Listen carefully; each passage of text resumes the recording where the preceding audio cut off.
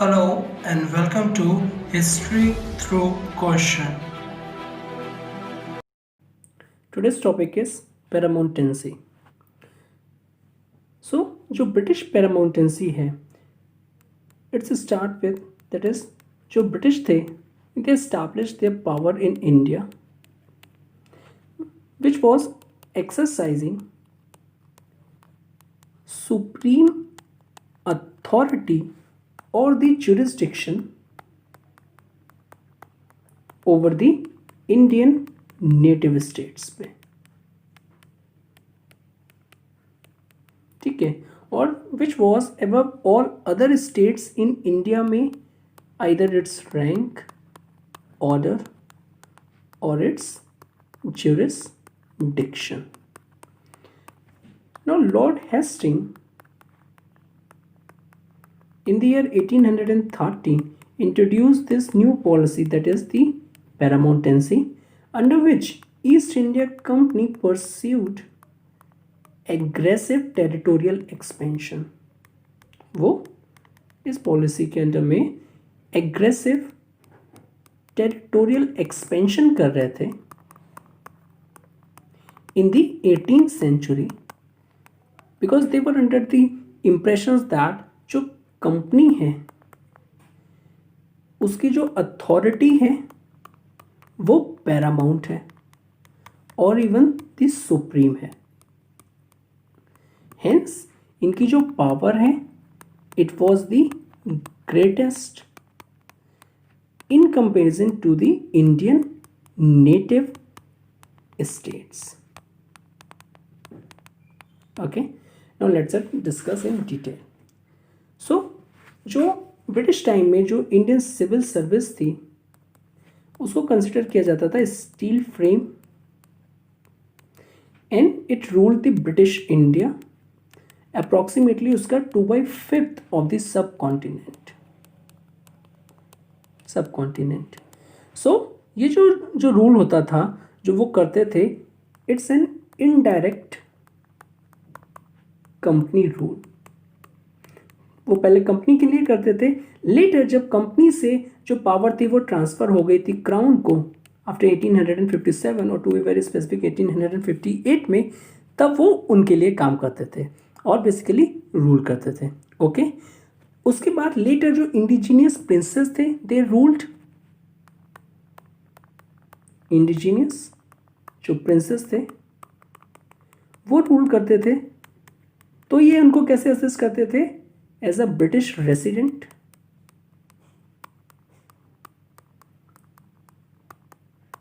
और the political agents. तो इस तरीके से वो गवर्न करते थे. लुक, जो ईस्ट इंडिया कंपनी जो है उसका स्टार्टिंग में जो मोटिव था वो कमर्शियल था और later it transforms into political. Okay, so जो ईस्ट इंडिया कंपनी के जो पहले कमर्शियल जो एजेंट्स थे जो उनका प्रॉफिट्स के लिए काम करते थे for the east India company, अब वही एजेंट्स जब उनका मोटिव ईस्ट इंडिया कंपनी का कमर्शियल से पॉलिटिकल में ट्रांसफॉर्म हो गया तो यही जो कमर्शियल एजेंट्स थे वो रेसिडेंट्स बन गए. ठीक है, एंड मेंटेन करने लगे political relations between the company on the one hand and the Indian princess on the other hand. Okay, now let's see the system of residency. These are all the part of paramountcy. Okay, so let's discuss the system of residency. As per the Michael Fisher, ये जो system है of the residency का ये unique system है. Why unique?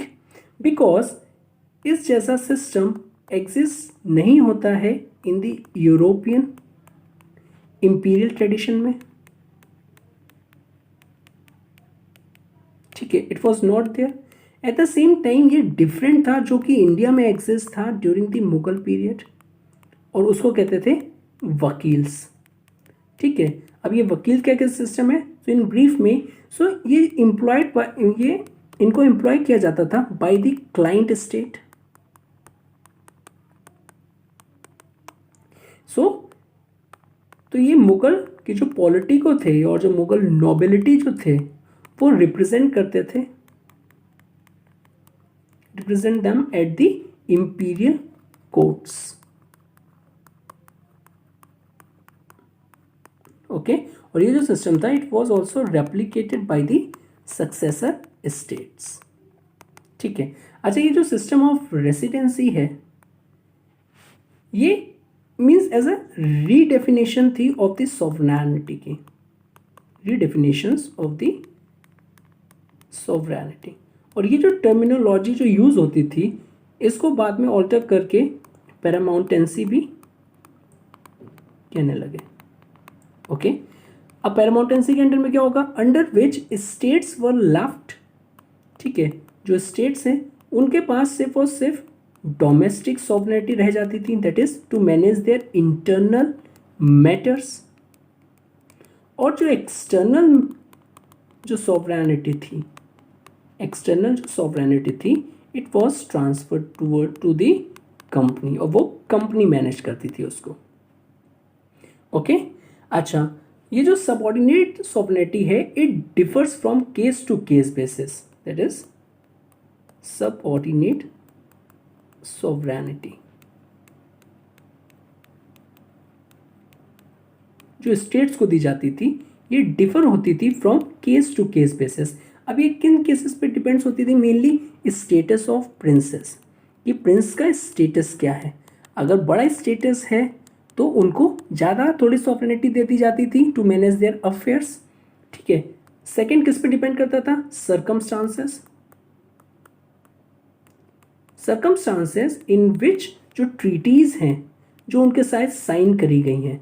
Let's say अगर कोई war हुआ या फिर इंटरनल रिवॉल्ट हुआ, वो कंट्रोल में नहीं आ रहा है, तो उसके लिए अगर ट्रीटीज साइन करी गई तो डेफिनेटली जो नेटिव स्टेट्स होते थे उनका अपर हैंड रहता था। तो इस कंडीशन में उनको ज़्यादा सॉवरेनिटी और बेसिकली सम सॉर्ट ऑफ ज़्यादा पावर ग्रांट की जाती थी, ज़्यादा एग्जाम्पशंस दिए जाते थे। अच्छा, although it was in all theory but in reality में अगर हम देखें ये जो ब्रिटिश प्रैक्टिस थी it even reduce the sovereignty instead of increasing the sovereignty of the neighboring states.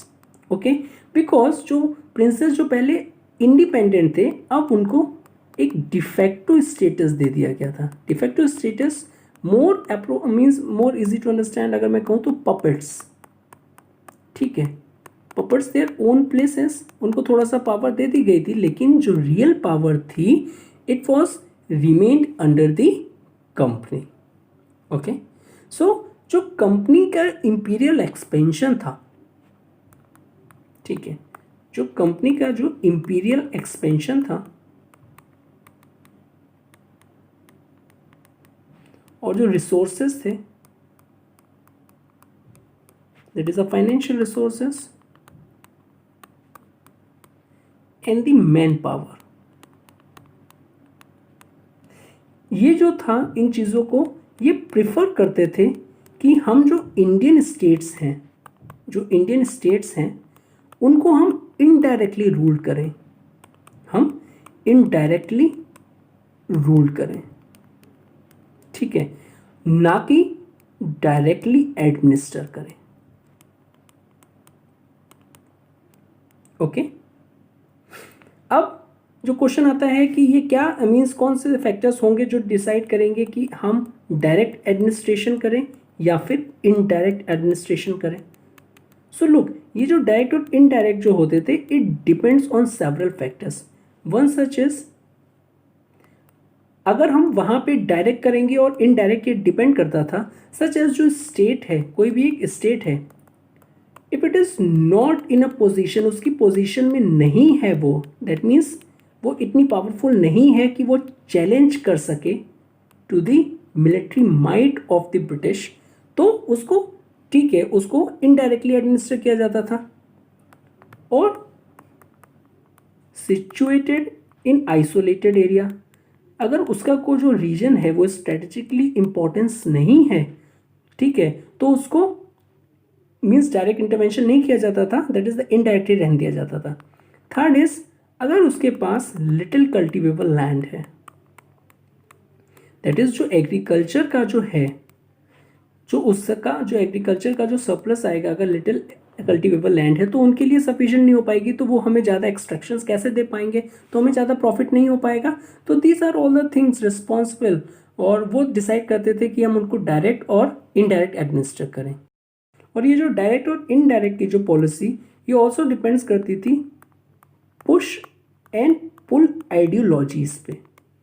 What is this push and pull ideologies? Look, जो conservatives थे वो कहते थे डिसइंगेजमेंट, हमें उनके साथ, इंडियन के साथ इंगेज नहीं होना है, आइदर डायरेक्टली और इनडायरेक्टली। जो एग्रेसिव पॉलिसी को एडवोकेट करते थे वो कहते थे कि कंपनी को डायरेक्ट एनेक्सेशन करना चाहिए, ठीक है। और जो प्रैग्मेटिक थे वो कहते थे, जो रीजनिंग से सोचते थे वो कहते थे कि the company should adopt the indirect control और maintain the indirect control over the states. Okay, ये जो पैरामाउंट सिस्टम है, पैरामाउंटेंसी सिस्टम है, this underwent various ups and downs इस सिस्टम में। Okay, so as per the Michael Fisher, there are the three phases in the evolutions of the indirect rule. उसके 3 phases हैं until the 1857 revolt. Okay, जो first phase start होता है, that is the first phase, उसका जो time period है 1764 से 1797। इसमें क्या हुआ था? इसमें कंपनी ने अपने रेसिडेंट्स को प्लेस किया था, रेसिडेंट्स को प्लेस किया था इन दी मुर्शिदाबाद, अवध, हैदराबाद,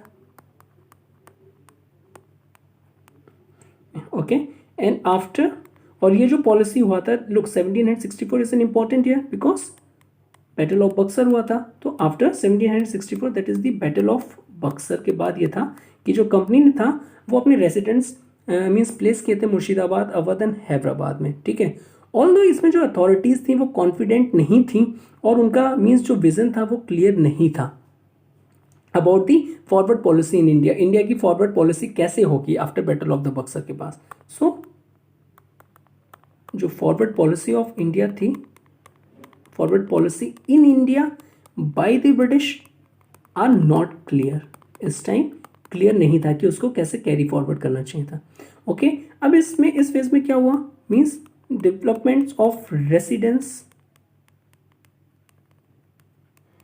ठीक है, जो डिप्लॉयमेंट था ऑफ द रेसिडेंस और द डेवलपमेंट्स ऑफ जो रेसिडेंट्स थे during the different means territories जैसे मुर्शिदाबाद, अवध और हैदराबाद, उसके अलावा भी उन सबको हॉल्ट कर दिया गया जब एक फॉरवर्ड पॉलिसी प्रॉपर प्लान नहीं हो पाई, ठीक है। सो और जो रोल ऑफ द रेसिडेंट्स को था, जो रोल था उनका रेसिडेंट्स का, वो भी रिस्ट्रिक्ट कर दिया गया because due to lack of the forward policy. और उनसे कहा कि कॉशंस अप्रोच आप अपनाओ, ऐसा कुछ भी ना करो जिससे कुछ मीन्स ऐसा ट्रिगर हो जाए जो कंपनी के फेवर में ना हो और जो उनको इंटरेस्ट को थ्रेटन करे। सेकेंड फेजेस स्टार्ट हुआ 1798 to and it continue to 1840 under the Lord Wellesley, 1798 to 1805. Okay, now he followed the aggressive expansion policy, ठीक है, in the form of subsidiary alliance.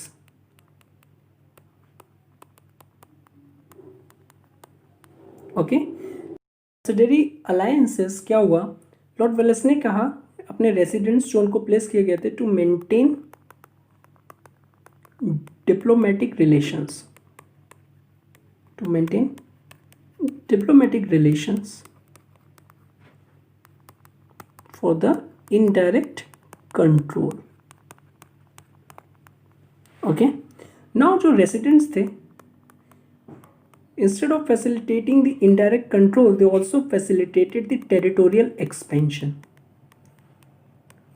Territorial expansion, ठीक है। अब ये भी कंट्रोल करने लगे बाय द रेसिडेंट्स।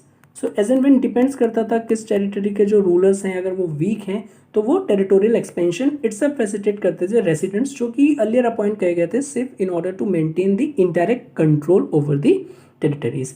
अब ये जो ट्रेंड था ये हॉल्ट हुआ व्हेन जब कॉर्नवालिस थे, उनको जो कॉर्नवालिस जब आए, ठीक है, और वेलेस्ले को रिकॉल कर लिया गया, मीन्स रिकॉल बुला लिया गया। उसके बाद जो कॉर्नवालिस आए, तो जो कॉर्नवालिस ने जो पॉलिसी अपनाई, that means he in favour of the non interference, ठीक है, कि कुछ भी इंटरफेरेंस नहीं करना है।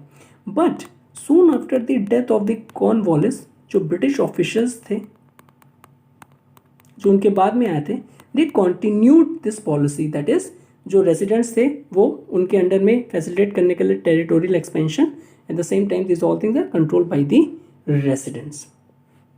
Now third phase start from 1841 and continued till 1857।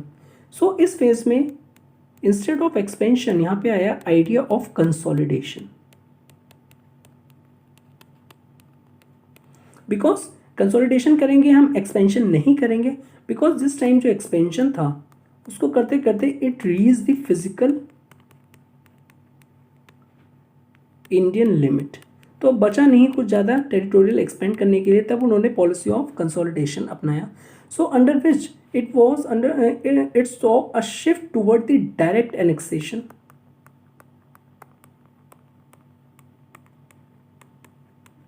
that was spearheaded by Lord Dalhousie. Under its policy, that is the doctrine of lapse, और उसके अंडर में that is the Awadh, Nagpur, Jhansi, Satara, Jabalpur, Baghat, so these are all comes means उसके under में आ गए थे under the direct annexations under the Lord Dalhousie policy of doctrine of lapse. So after 1857 क्या हुआ, जो ब्रिटिश ईस्ट इंडिया कंपनी ने उन्होंने हैंड ओवर कर दिया इंडिया को टू द क्राउन, और फिर क्वीन के प्रोक्लेमेशन के साथ, और बेसिकली जो क्वीन का जो प्रोक्लेमेशन था उसमें कमिटमेंट था दैट जो नेटिव स्टेट्स हैं उनको रिस्पेक्ट किया जाएगा, उनके राइट, डिग्निटी, उनकी ऑनर, ठीक है, एज योर अवर ओन। और ये जो कमिटमेंट था ये लॉर्ड कैनिंग ने रीएश्योर किया दैट जो अगेंस्ट द पॉसिबल एक्सटेंशन था of the dynasties under the doctrine of lapse. Doctrine of lapse में क्या होता था, अगर आपका कोई मेल लीगल हायर नहीं है किसी किंग का, सो उस केस में जो प्रॉपर्टी थी, जो टेरिटरीज थी, वो direct British east India company में चली जाती थी।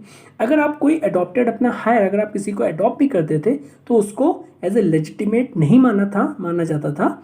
सो इसलिए जो लॉर्ड कैनिंग ने फिर से रिश्योर किया कि against possible extension of the dynasties, और 150 एडॉप्शन सनत्स को इशू किया और बेसिकली रिकॉग्नाइज्ड किया कि जो भी आपने जो एडॉप्टेड सन हैं आपके, वो लीगल हायर्स हो सकते हैं आपके, ठीक है। बट उन्होंने ये भी कहा जो इंडियन स्टेट्स हैं, ऑल्दो अब आपके पास रहेंगी, कोई भी पॉसिबल एक्सटेंशन नहीं होगा, लेकिन जो इंडियन स्टेट्स हैं वो रिफॉर्म किए जा सकते हैं bye the British India, okay, for the welfare of their people, ठीक है। और इन द वर्ड्स ऑफ आइन कॉपलैंड्स उन्होंने कहा ये dedicated to grooming the princes as a natural allies, और ये जो मिशन था, दैट इज जो लॉर्ड कैनिंग ने जो स्टार्ट किया था, it became an reformist mission और the reformist policy that was carried forward by the Lord Mayo as a viceroy, और उनका जो टाइम पीरियड है 1869 से 72 as a viceroy, okay. Now जो most of the indigenous ruler थे वो इसके लिए मीन्स जो रिफॉर्मिस्ट जो पॉलिसीज थी उसके लिए आइदर मान गए, ठीक है, गिवन देयर कंसेंट, और सम ऑफ देम रेसिस्ट भी किया, ठीक है। जो मोस्ट ऑफ द इंडिजीनियस जो प्रिंसेस थे और बेसिकली जो नेटिव प्रिंसेस थे, उन्होंने इस पॉलिसी के लिए, that is the reformist policy के लिए, काफ़ी लोग जो उसको लिए मान गए, उन्होंने एक्सेप्ट कर लिया, और सम ऑफ देम रेसिस्ट। जिन्होंने रेसिस्ट किया उन्हें कहा गया कि omnipotence of the paramount powers, omnipotence of the paramount power.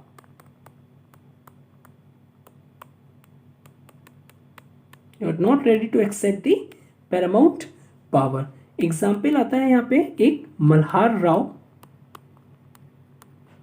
who is of Gaekwad Baroda, due to which जब उन्होंने नहीं मानी ये रिफॉर्मिस्ट पॉलिसी अपनी टेरिटरीज में, तो उनको डिस्पोज कर दिया गया, that is in the year 1857 में, in the pretext of the gross मिसरूल, कि आप सही से रूल नहीं कर पा रहे हैं, उनको डिस्पोज कर दिया गया। ओके अच्छा, ये जो अगर आप जो रिफॉर्मिस्ट पॉलिसी कर रहे हो और जो मॉडर्नाइजेशन कर रहे हो इंडिया में, ठीक है, जो आप रिफॉर्मिस्ट पॉलिसी ला रहे हो एट द सेम टाइम जो मॉडर्नाइजेशन ला रहे हो,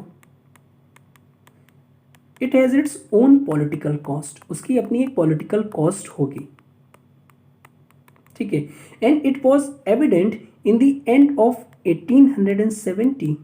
क्या हुआ, नेशनलिज्म, जो नेशनलिज्म स्प्रिट थी, it increases by many fold.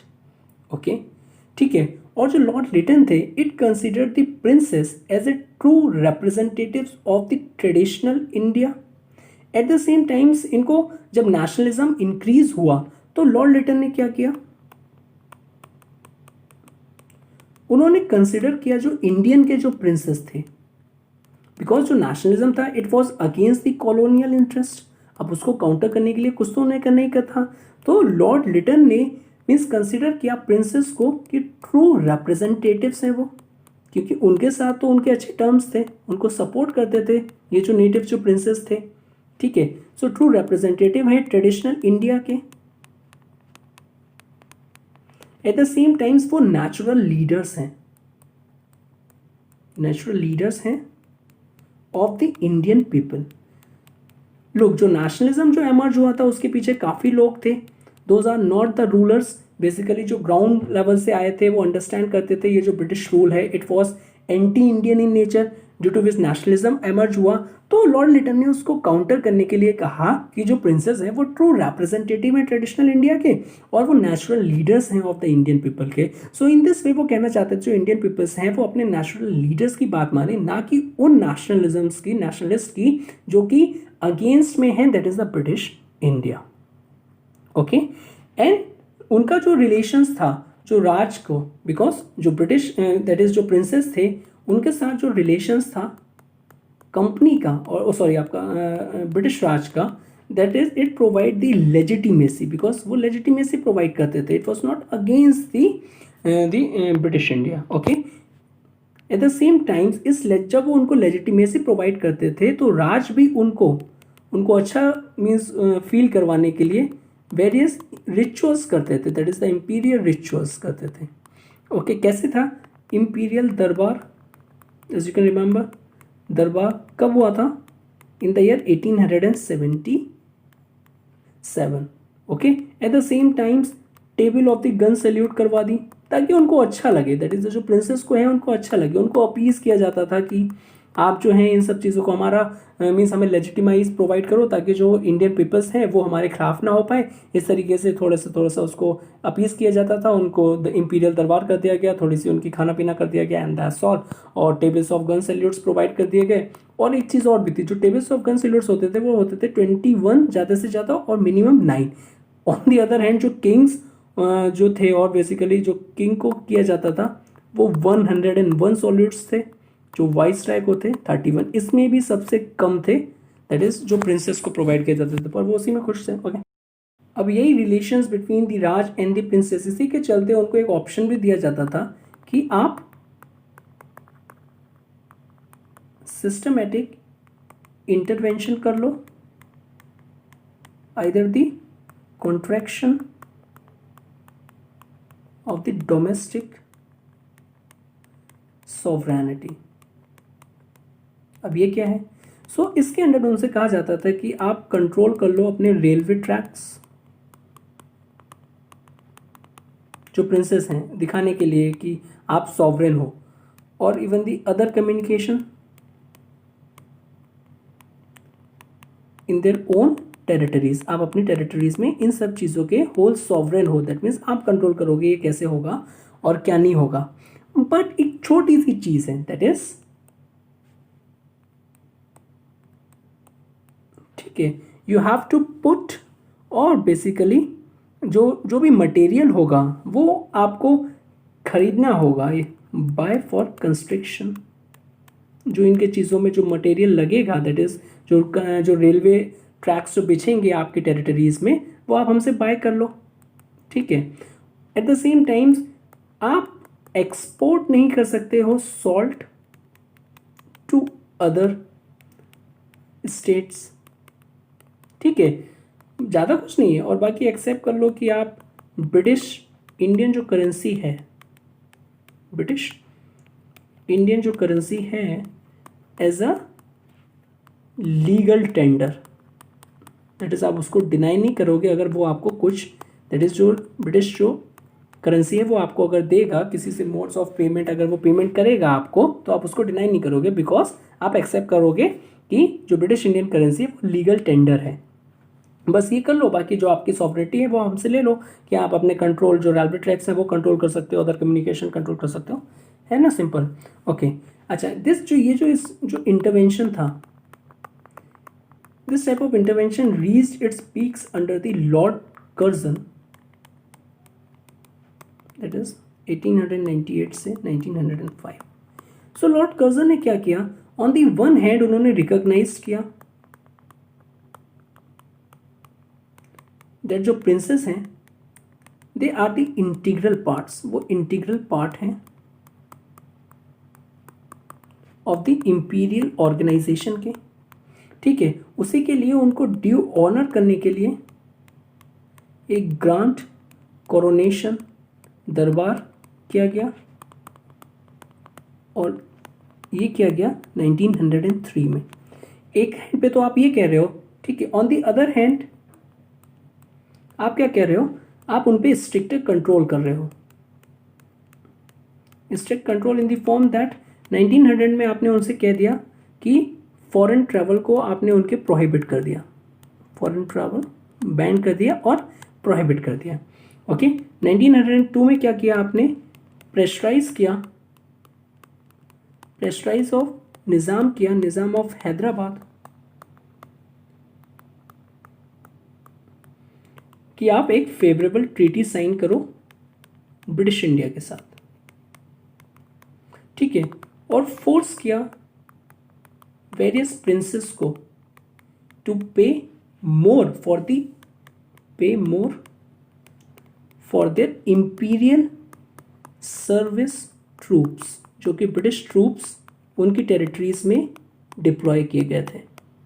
Okay, eight the same times he also deposed rulers and brought 63 states under the temporary British administration. British administrations. So क्या हुआ, इन सब चीज़ों को देखकर स्किंदिया, ग्वालियर ने रिसेंट किया, ठीक है, और कहा ये है टायरनी, और इसको एक नेम दिया, that is the tyranny of Curzonian paternalism. Okay, और इसको कोपलैंड ने कैसे डिफाइन किया, that is the shackles of paramountcy, the shackles of paramountcy. ना जो टायरनी थी, टायरनी ऑफ कर्जोनियन पैटर्नलिज्म, ये जो सिचुएशन थी ये somehow eased when Lord Minto became viceroy, and he found Indian native princes to be effective because these princes help in winning their allies in his fight against the political extremism, that is जो nationalism rise पे थी, emergence of nationalism हो रहा था. So Lord Minto were under the impression that जो princes हैं वो help करेंगे fight against the political extremism. Okay, so to appease these princes he also promised the further increasing the internal autonomy. वो इनकी internal autonomy जो है वो बढ़ा देंगे. At the same time, he also followed or he also advocated the policy of laissez-faire, that is the free trade. जो पहले था, जो एक स्टेट नेटिव स्टेट दूसरे स्टेट को एक्सपोर्ट नहीं कर पाता था बिकॉज वो अगर वो करता था तो उसको ब्रिटिश इंडिया की एक्सेप्टेंस लेना पड़ता था. पर इन्होंने एडवोकेट किया था लेसेस-फेयर कि आप किसी भी और स्टेट से फ्री ट्रेड कर सकते हो. तो these are all the instruments of appeasement to the princes, क्योंकि वो हेल्प कर रहे थे against the political extremism, that is the rise of nationalisms. Okay, but ये जो पॉलिसी एडवोकेट कर रहे थे लॉर्ड मिंटो, उनका जो पॉलिटिकल डिपार्टमेंट था,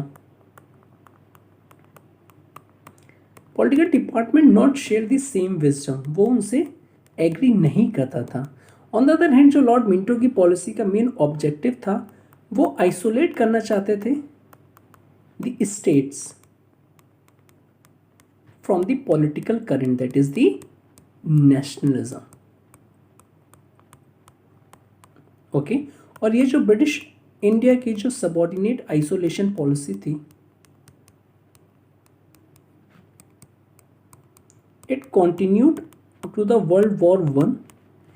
देन आफ्टरवर्ड क्या हुआ, it brought the change in the policy. उन्होंने अपनी पॉलिसी में चेंज किया because during the world war 1 वो डेस्परेटली इंडिया की हेल्प चाहते थे. सो उन्होंने ये पॉलिसी चेंज करी. Vice service the same times princely state के लिए भी पॉलिसी चेंज की. Okay, now we will try to understand जो हमने काफ़ी बार बात की, what are the rights and the obligations of the princes under the paramountcy. At the same time जो रेसिडेंट्स थे वो उनको कैसे सुपरवाइज करते थे. So first, rights and obligations. So ये जो बोथ राइट्स एंड ऑब्लिगेशंस थे ये डिफाइन की जाते थे जब किसी प्रिंसेस के साथ और किसी स्टेट के साथ ट्रीटी साइन की जाती थी. ठीक है, और ये जो हैं राइट्स एंड ऑब्लिगेशंस ये डिपेंड्स करते थे द सर्कमस्टांसेस, किन सर्कमस्टांसेस में ट्रीटीज साइन की गई हैं. Okay, on the other hand status of the princess, princess का स्टेटस क्या है, जो उनके अंडर में जो पॉपुलेशन है उनका जो इन्फ्लुएंस है वो कैसा है. अगर वो लार्ज है तो उनको कुछ और मीन्स काफ़ी और एडवांटेजेस दी जाती थी in comparison to those princes जिनका स्टेटस लो है. On the other hand the size of the state, उनके अंदर जो पॉपुलेशन है दैट इज़ द प्रिंसेस के अंदर जो पॉपुलेशन है वो कितनी है उसके पे भी ये चीज़ डिपेंड करती थी कि उनको कितने राइट्स मिलेंगे और क्या क्या उनका ऑब्लिगेशंस होगा. Okay, now apart from these ये तो सर्कमस्टांसेस दैट मीन्स डिपेंड करता था फ्रॉम टाइम टू टाइम और from state to state. At the same time some generalities भी थी. ओके, ना ये जो जनरलिटीज़ थी और ये जो सर्कमस्टांसेस थे मीन्स ये जो स्पेसिफिक कंडीशंस थी इनको लेटर ट्रीटीज़ में सबको रिवाइज किया गया in order to bring the more uniformity. Means सबके साथ एक ही ट्रीटीज़ एक ही जो टर्म्स एंड कंडीशन है जो राइट्स एंड ऑब्लिगेशंस है वो डिफाइन हो ताकि यूनिफॉर्मिटी आ जाए और अनयूनिफॉर्मिटी ना रहे. ओके, नाउ जो सारी कंडीशंस थी उसमें जो कॉमन कंडीशंस थी that is the all princes, सारे के सारे प्रिंसेस रिकॉग्नाइज करेंगे the company and the latter, पहले कंपनी थी उसके बाद जो क्राउन हो गया as a suzerain power, that is a sovereign power, the super power और the super authority. Second is right to enter the diplomatic relations, diplomatic relations or the declare of war, declare of war with the any state, it lies with the company or the later the crown. Okay, now the British India will employ the American or the European in the courts of these princes. Okay, now जो foreign relations हैं states के वो किसके through perform किए जाएंगे, means किसके through maintain किए जाएंगे, with the help of the residents.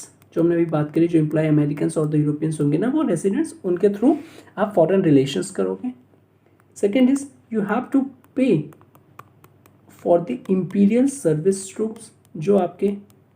जो ब्रिटिश के जो ट्रूप्स हैं वो आपके जो टेरिटरी में रहेंगे, आपको प्रोटेक्ट करेंगे, आप उनके लिए पे करोगे। Second is contribute militarily. आप मिलिट्रीली कंट्रीब्यूट करोगे जो भी आपकी पावर है, as and when required by the British India, when needed for the assistance for the defence of the empire. अगर आपको डिफेंस ऑफ द एम्पायर के लिए आप जो कंट्रीब्यूट मिलिट्री भी करोगे एज एंड व्हेन रिक्वायर्ड, जब जरूरत पड़ेगी। Okay, another is the relinquish the sovereignty। आप छोड़ दोगे अपनी sovereignty over the railway tracks जो कि आपके टेरिटरी से पास हो रहे हैं। Okay, that passes through your territories. Eight the same times आप कंट्रोल शेयर करोगे of the post and telegraph along with the other communication with the company और दी crown.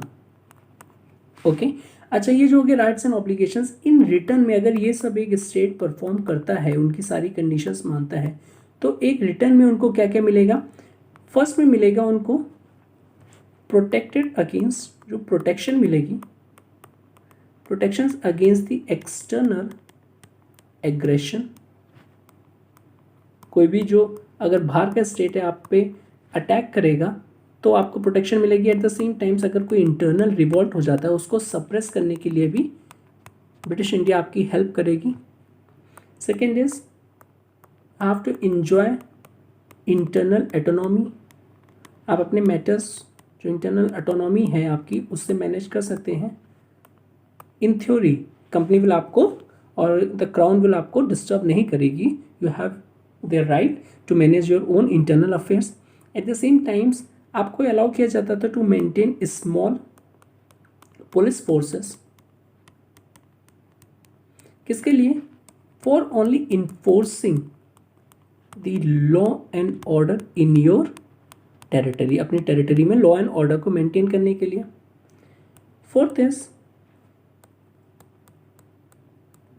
You have allowed to spend all the very little on the public facilities. आप public जो facilities हैं उस पर spend कर सकते हो, such as the health care, education, ये आपके ऊपर था। ओके, सो सम स्टेट्स हमने देखा ड्यूरिंग दिस टाइम्स में they took reformative steps and played an important roles in modernising जो भी उनकी टेरिटरीज थी, मॉडर्नाइजिंग इंस्टीट्यूशंस,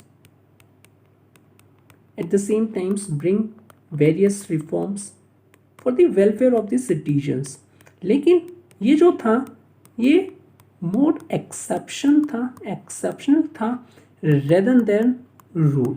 ठीक है, कभी कभार कोई स्टेट होता था जो ये सारा मॉडर्नाइजेशन इंस्टीट्यूशंस और रिफॉर्म्स लाता था।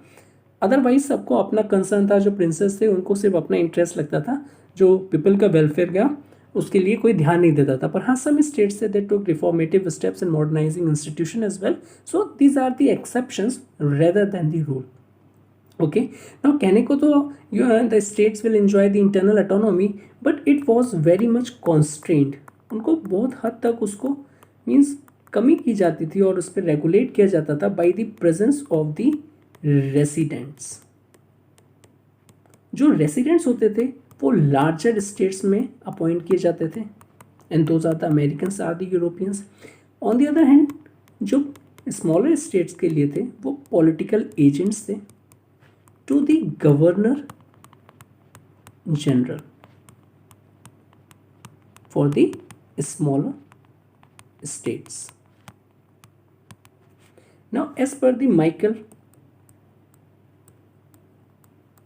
Fisher, ये जो रेसिडेंट्स हैं इनका क्या फंक्शन होता था उन्होंने डिफाइन किया है. So first is these are the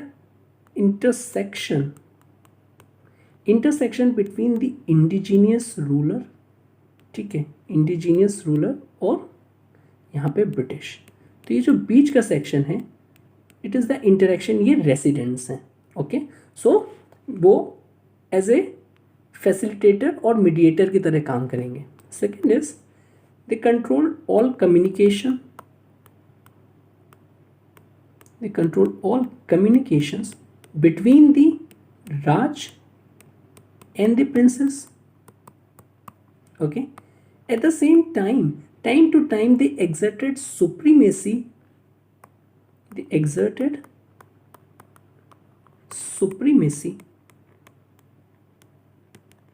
of the company or basically the crown over the states. जब कोई स्टेट्स की पोजीशन वीक होती थी या ड्यूरिंग एनी मीन्स कोई भी ऐसी सिचुएशन आ गई जिसमें स्टेट्स को हेल्प चाहिए थी फ्रॉम द कंपनी और द क्राउन, सो इस कंडीशन में वो एक्सर्टेड सुप्रीमेसी करते थे ऑफ द कंपनी और the crown over the states. उनको एक मौका मिल जाता था. Okay, for this they try to promote the good governance, good governance in the sense जो सारे इंस्टीट्यूशंस है वो वेल फर्निश्ड हो, प्रॉपर स्मूथली फंक्शनिंग हो, ताकि वो चैलेंज ना करें या फिर कुछ भी ऐसा मीन्स उसमें प्रॉब्लम ना आए, डिफिकल्टी ना आए जो कि अल्टीमेटली हार्म करे ब्रिटिश इंडियन इंटरेस्ट को. Fifth is they give solicited as well as the unsolicited advice to the rulers. वो एडवाइस भी करते थे both solicited and the unsolicited advice to the ruler in the internal matters, जो उनके internal matters होते थे. Means कहने को तो आप ऑटोनोमस हैं, लेकिन अब आप देखो कि प्रेजेंस ऑफ द रेसिडेंट्स है वो कितना हद तक कॉन्स्टेंट कर देते हैं जो इंटरनल एटोनॉमी जो कि प्रोवाइड की जाती थी on paper. Now sixth is they control all important appointments. यहाँ तक कि अगर आपको किसी से मिलना है या आप किसी से मिलना चाहते हैं वो सारे के सारे मीन्स वो कंट्रोल करते थे all important appointments. Okay, also sometimes they take advantages of the minority status, कि अगर उनके कोई स्टेट के एलाइज नहीं है, बिकॉज जो फॉरेन रिलेशंस है वो काफ़ी हद तक कर्टेल्ड है. आप सारे इंपॉर्टेंट जो अपॉइंटमेंट्स हैं वो भी आप उनसे बिना पूछे नहीं कर सकते थे. तो एक कंडीशन आती थी कि वो जो माइनॉरिटी स्टेटस हो जाता था रूलर की, वो अपने हिमसेल्फ में ही कन्फाइंड हो जाता था. तो उसको भी मीन्स एज ए एडवांटेज की तरह यूज़ करके they try to extend their direct control over the state affairs. Although indirect control तो था ही, लेकिन इन सब चीज़ों को मीन्स एडवांटेज लेके वो अपना डायरेक्ट कंट्रोल करते थे स्टेट अफेयर्स का through the council of regency. So in this lecture we will discuss the both paramountcy and the residents, role of the resident. So this is all about the paramountcy. I hope you like this video. Please do like, share and subscribe, and thank you very much for watching this. Have a good day.